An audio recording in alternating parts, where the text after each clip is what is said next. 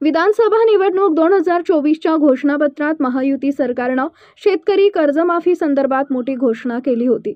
या संदर्भात नुकतेच उपमुख्यमंत्री अजित पवार यांनी एक विधान केल्यानंतर शेतकरी कर्जमाफीविषयी संभ्रम निर्माण झाला होता। त्यावर मुख्यमंत्री देवेंद्र फडणवीस यांना पत्रकारांनी विचारले असता उपमुख्यमंत्री अजित पवार यांची भूमिका ही सरकारची भूमिका नसून शेतकऱ्यांना कर्जमाफी मिळणार नाही असं अजित पवार यांनी कुठेही म्हटलेलं नाही असं सांगितलं। किती शक्य नाही अजित दादांनी जी भूमिका मांडली आहे ती सरकारची आहे। अजित दादांनी कधी म्हटलं नाही की शक्य नाही। ताज्या घडामोडी जाणून घेण्यासाठी शिवशाही न्यूज यूट्यूब चॅनलला सबस्क्राइब करा। आपण हा व्हिडिओ फेसबुकवर पाहत असाल तर फेसबुक पेज फॉलो करा आणि शिवशाही न्यूज.com या आपल्या वेबसाईटलाही भेट द्या।